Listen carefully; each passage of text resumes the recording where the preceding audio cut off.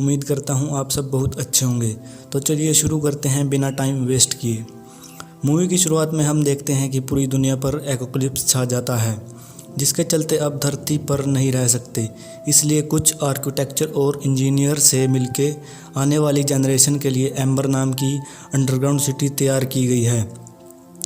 जब तक हम धरती पर पहले की तरह न रहने लग जाएं, और इस उम्मीद में कि आने वाली जनरेशन को धरती के बारे में कुछ भी पता ना चले, कुछ भी याद ना रहे, ताकि वो तब तक वहाँ बने रहें जब तक उनका बॉक्स 200 साल के बाद खुलने का इनविटेशन ना दे, जिसके बाद वो बॉक्स सिटी के सबसे पहले मेयर को दिया गया। और समय के साथ वो बॉक्स कई मेयरों के हाथों से निकलकर चला गया और बाद की जनरेशन ये भूल गई कि इस बॉक्स में क्या था, और 7वां मेयर अगले मेयर को बॉक्स देने से पहले ही मर जाता है।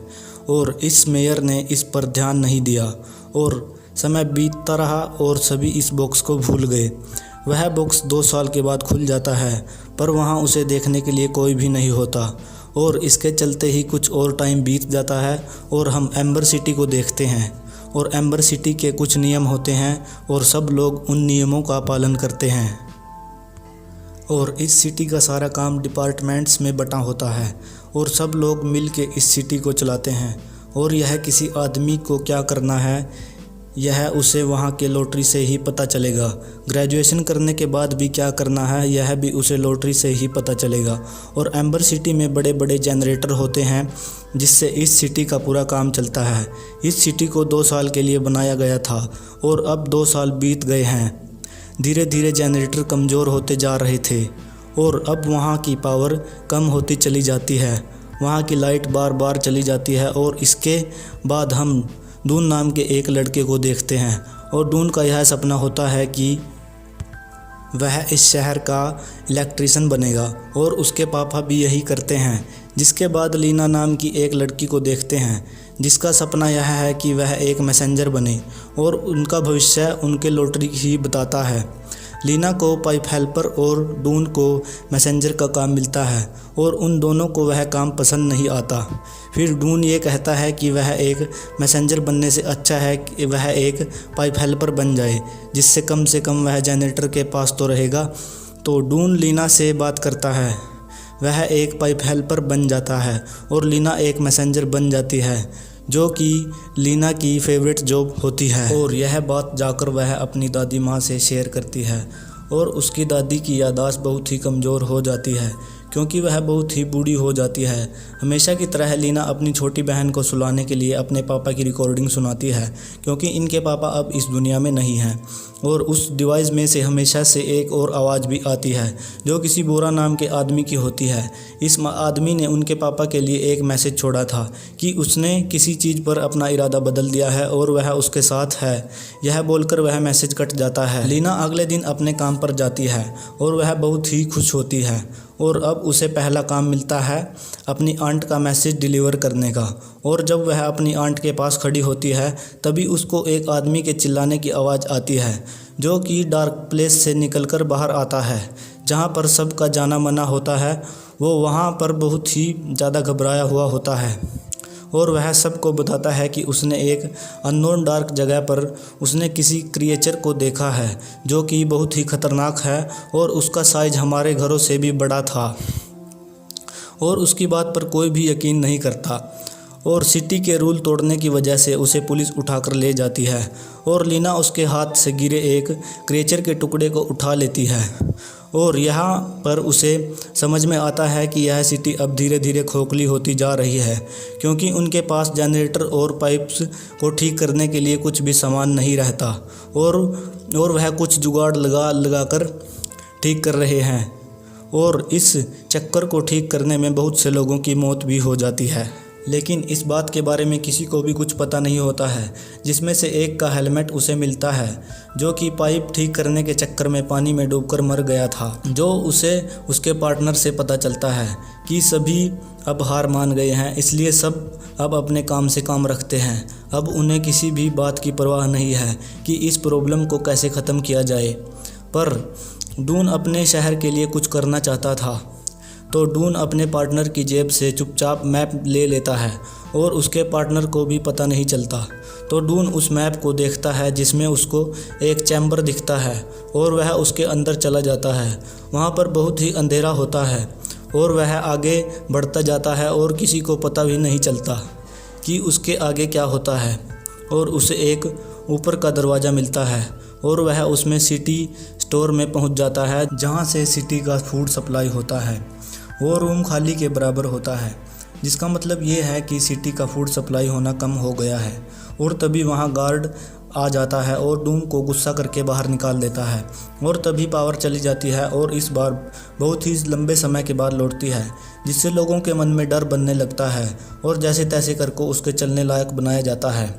और इस सिचुएशन को समझते हुए लीना सीधे अपने घर जाती है और वह अपनी दादी और छोटी बहन से मिलती है और उसकी दादी उसे कुछ बताने की कोशिश करती है कि घर में कोई चीज़ रखी है जो उसके ग्रेट ग्रैंड डैडी ने रखी थी, जो सिटी के मेयर रह चुके थे।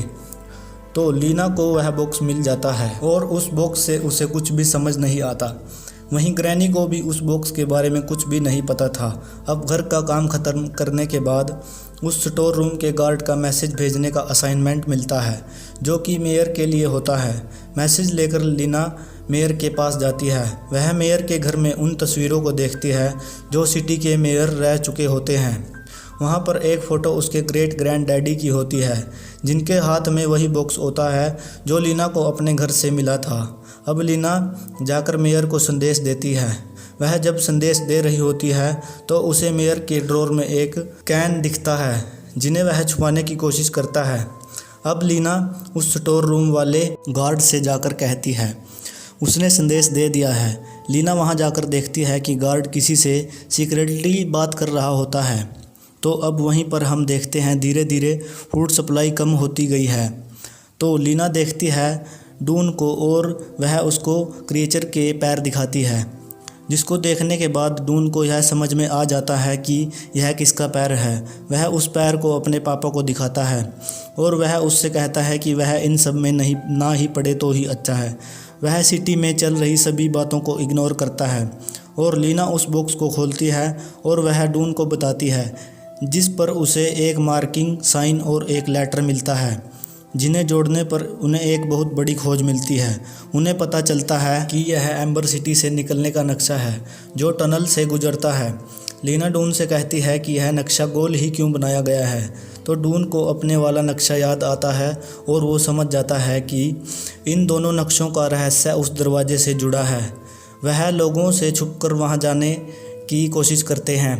वहां पर जाते हुए उन्हें एक लंगड़ा इंसान दिखता है और पास जाने पर उन्हें कुछ खाने के पैकेट मिलते हैं और वो सोचते हैं कि खाने का सामान कब का ख़त्म हो चुका है, तो यह यहाँ कहाँ से आया।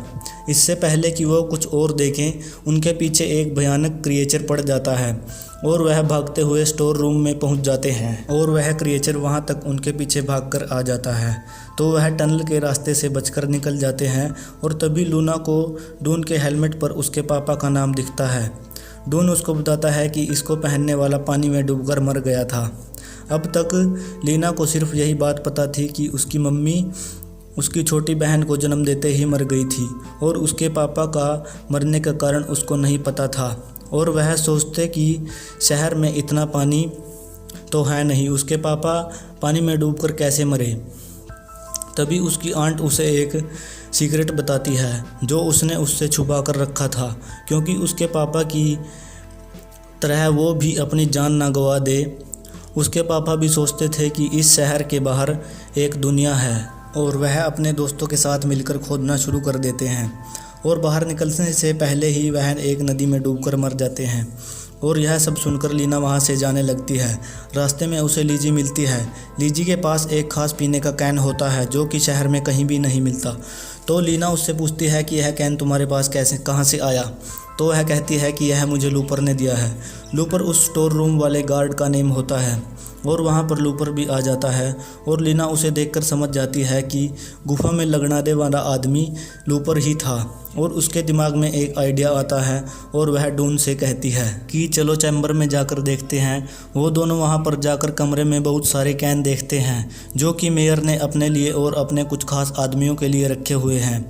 और वहाँ से कोई भी कैन नहीं उठाते हुए वे वहाँ से निकल जाते हैं और वह दोनों लीना के घर जाते हैं। जब लीना अपनी छोटी बहन को अपने पापा की आवाज़ सुनाती है तो डून देखता है कि इस आवाज़ में एक और आवाज़ है। जब वह उस आवाज़ को ध्यान से सुनता है तो उसको पता चलता है कि वह उसके पापा की वॉइस है और वह समझ जाता है कि उसके पापा भी लीना के पापा की खोज में शामिल थे। उन्होंने उसे यह बात छुपा कर रखी। डून सीधा अपने घर जाता है और अपने पापा से कहता है, आप उस अननोन पार्क वाली जगह पर कैसे पहुँचे, ताकि वह उस जानकारी को अपनी जानकारी से मिला दे और उस जगह से मिलने का रास्ता मिल जाए। और लीना मेयर की सच्चाई सभी को बताने के लिए उसके पास जाती है। उसके घर जाकर वह बाकी लोगों को सच्चाई बताने की कोशिश करती है, लेकिन मेयर के सभी लोग उससे मिले होते हैं और वो लीना को मेयर के हवाले कर देते हैं। लीना यह देखते हैं कि मेयर के गले में एक वैसा ही पेंडेंट है जो निशान उस बॉक्स पर बना था और एकदम से लाइट चली जाती है और लीना उसके गले से वह पेंडेंट निकाल लेती है और मेयर के ऑफिसर लीना के पीछे पड़ जाते हैं, जो उसका पीछा करते करते डून के घर पहुंच जाते हैं और डून के पापा उनको चालाकी से भगा देते हैं। डून और लीना उसी जगह पर पहुंच जाते हैं जहां पर खुदाई होती थी और वह उसी मशीन को देखते हैं। अब इनके पास कोई रास्ता नहीं होता क्योंकि मेयर के आदमी उन्हें ढूंढ रहे हैं और फिर वे उस खुदाई की मशीन पर बैठ जाते हैं और आगे जाने के बाद दोनों उस मेयर के पेंडेंट को और उस बॉक्स से निकले अजीब से टूल को मिलाते हैं और इससे उन्हें जनरेटर का साइन दिखाई देता है और वो दोनों समझ जाते हैं यहाँ से बाहर जाने के रास्ता इस जनरेटर से ही है। और लीना मेयर के हाथ से बचते हुए अपनी छोटी बहन को जनरेटर के पास ले आती है, पर इसको खोलने के लिए उनके पास कोई भी रास्ता नहीं होता। तभी लीना समझ जाती है कि मैप का आकार गोल क्यों है, क्योंकि वह ज़मीन पर बनी मार्किंग से मैच करता है और ये इन लॉकरों के पीछे कुछ ढूंढने लगते हैं। उनमें से एक लॉकर के पीछे उन्हें एक चैम्बर मिलता है। वहाँ कई और लॉकर उन्हें दिखते हैं और उन लॉकरों के पीछे बोर्ड लिखा होता है और जैसे ही वो अगले इंस्ट्रक्शन के लिए लीवर को घुमाते हैं तो लॉकर एक एक करके जनरेटर रूम में जाने लगते हैं और वह कंट्रोल रूम को एक्टिव करते हैं। वह रुका हुआ व्हील चलने लगता है जिससे पानी का बहाव तेज हो जाता है। फिर दोबारा से वह व्हील रुक जाता है। वह इसलिए रुकता है क्योंकि ज़्यादा प्रेशर पड़ने से शहर में तबाही मच जाती है और सारे शहर में पानी फैल जाता है, जिससे मेयर को यह लगता है कि इस शहर का यही एंड है। वह डर के मारे अपने फूड रूम में चला जाता है और वहाँ वह अजीब सा क्रिएचर आ जाता है और उसे अपना शिकार बना लेता है। वहाँ डून का वर्कर सब कुछ ठीक करने लगता है। वह ठीक तो कर देता है, पर अगर वो व्हील को छोड़ देगा यह दोबारा शुरू हो जाएगा और पानी का स्तर बहुत बढ़ जाता है और कोई रास्ता न होने के कारण वह वहाँ से चलने के लिए सोचते हैं और डून अपने वर्कर को भी जाने के लिए कहता है, पर वह उनके साथ नहीं जाता। ये तीनों बोट में बैठ जाते हैं और बड़ी लहर की मदद से ये तीनों व्हील के ऊपर से चले जाते हैं और इसका वर्कर मारा जाता है और ये एक स्लाइड के पास पहुंचते हैं और ये उस स्लाइड से नीचे उतरते हुए उस जगह पर पहुंच जाते हैं जहां उन्हें एक बहुत दूर से एक रोशनी की किरण दिखाई देती है और वह उससे बाहर निकल जाते हैं और एक नई दुनिया में आ जाते हैं। पर वहाँ रात होने के कारण वहाँ बहुत ही ज़्यादा अंधेरा होता है। फिर कुछ देर बाद सूरज उगने लगता है और उन्हें एक नई दुनिया मिलती है। अब वहाँ सब रह सकते हैं क्योंकि 2 साल पूरे हो गए थे और ये एक चिड़िया को देखते हुए एक गड्ढे को देखते हैं। वहाँ से उनका शहर बहुत ही साफ दिखता है और वह एक पत्थर पर एक मैसेज अपने शहर वालों को भेजते हैं और वह मैसेज डून के पापा को मिलता है। वह कहता है कि जो मैंने नहीं किया वह मेरे बेटे ने कर दिखाया। तो गाइज़, अगर आपको वीडियो अच्छी लगी हो तो वीडियो को लाइक, कमेंट, शेयर करें और चैनल को सब्सक्राइब करें।